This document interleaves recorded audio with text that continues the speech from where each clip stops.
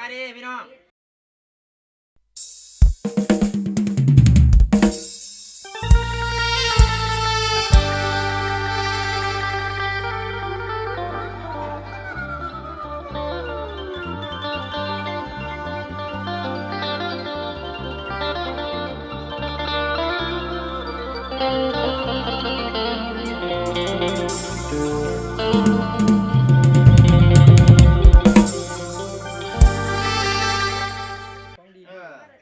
มากินซอยปลาเด้อพี่น้องเด้อ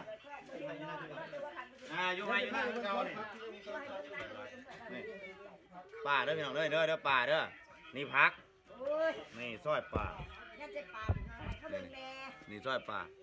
เขากินเขาต้องกินได้หลายเด้อพี่น้องนะเดี๋ยวบางเด้อนี่วิธีห่อพี่น้องโอ้ยบางสาระกันใหญ่บังเว้ยยังไงมาผิดยังไงมาผิดเด้อใครจะเห็นหน้านี่ดิเห็นหน้าจะนี่ดิมันใกล้นะเห็นหน้า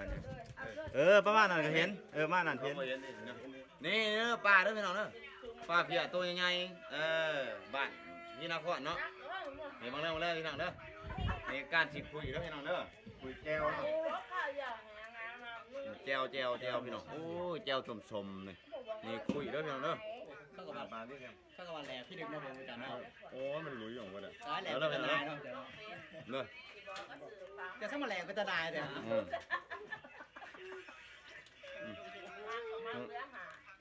ท่านว่าคนโดนบอกว่าจะแตกเป็นทนายเนาะเลยเห็นปากก็แบกกินขยะมันไม่อยู่ก่อนเดินดอกเนาะถ้าคิดจะแตกเป็นว่ากินแล้วไม่เอาใช่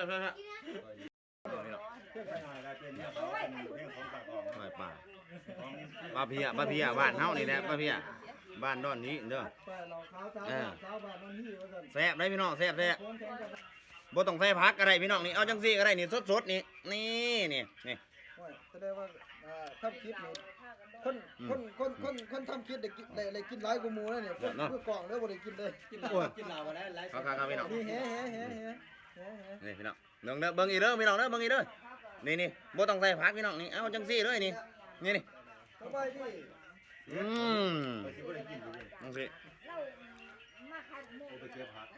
เอาตอนใหญ่ๆเนาะพี่น้องตอนนั้นมันตอนน้อยได้นี่เอาตอนใหญ่นี่จังซี่นี่ทำคลิปจะได้กินคนเดียวเลยนี่เ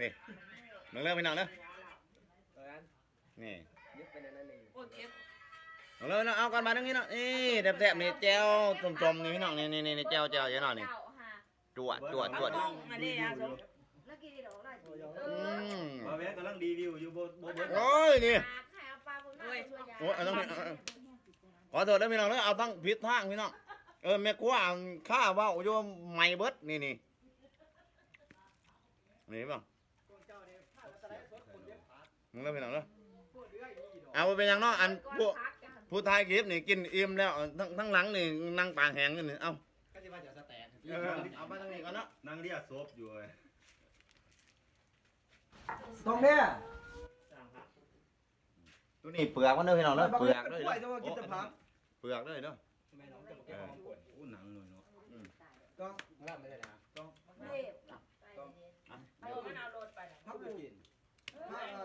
พักกูก็มือนะแล้วจะพาไปเต้นยืมรถไปแน่นะครับเอาแม่บอยถามเข้ามาก่อนดิไปดินไปบอกอะไรเขาถือแค่เด็ดอ้าวยังทายอยู่สมบูรณ์เนี่ยใกล้แซมมาไปทางถึงแน่กุนซุกหรือว่าซุก ทางนี้ตามืดเนี่ยนี่เอ้ยว่าซุกอยู่บนตัวนี้ขี้หอมาแก้มมาได้กินดีนะมันไม่สิเด้อพี่น้องเด้อการสิกินช่วยปลาน้อยเนาะนี่มันต้องนี่มันต้องนี่กะลัดกะลัดก่อนเนาะพี่น้องเนาะแล้วก็แล้วก็ไม่ใช่ป้อมแล้วก็ยังขี้หอเนาะใหญ่เนาะแล้วจังค่อยเอาปลาเนาะพี่น้องเนาะในปลาดิเนาะปลาสดๆเนาะโอ้ยลอยอยู่น้ำห่วยหมดเลยจับคอยัดใส่ปากหมดเลยพี่น้องปลาเด้อแล้วก็พันเขาจังสี่เนาะพี่น้องเนาะพันเขาจังสี่นี่พันเขาจังสี่ปุ๊บมันบอกแล้วก็สดแจวโอ้โมแม่เนาะพี่น้องเนาะแล้วก็จำแจวเนาะพี่น้องเนาะ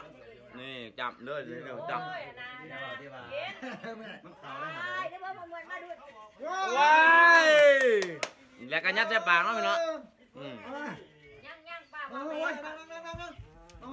ว่าเอามาอยู่หรอกไม่ต้อง ไป ไรอยู่ เอามายากไปเลยปลามาพวกไปเยอะอย่าง เด้อพี่น้องเด้อนี่เด้อ ที่ถึงไหนเนาะ นี่แพทย์มวนบ้านหาน้ำก้อยเนาะอยู่ดีแม่โอ้ยลูกหลานจ้างไว้จังนี่มากินถ้วยปลากันนี่สบายดีสบายดีไงวะ สบายดีทุกคน สบายไก่นะ เอาพอดีอุ้ยพอดีง่ายครับดีวะเอาไปบนไม้ดีวะ ยังประทันเมาอยู่ดี นอน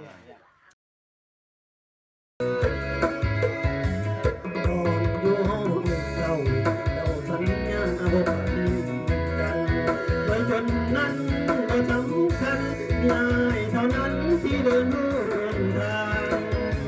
แต่บ่ทันเติมปีน้องคนนี้นี่มาลาห้องเจ้ากลายเป็นห้อง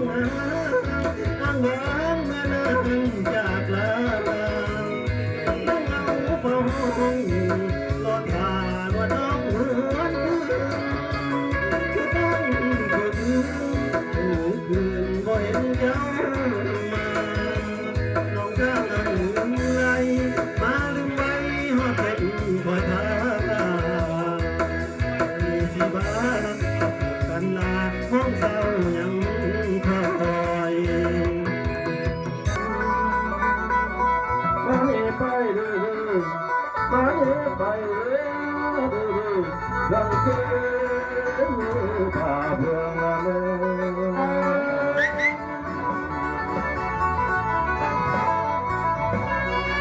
ว่าเกิดเกินวันเดียวไกลหลอกสังไปเลยนะอาคา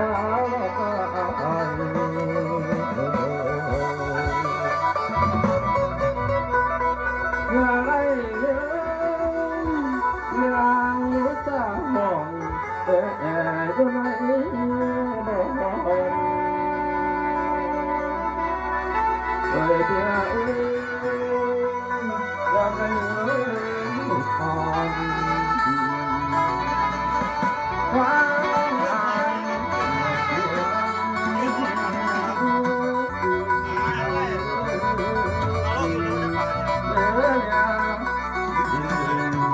บ่ให้ละยืน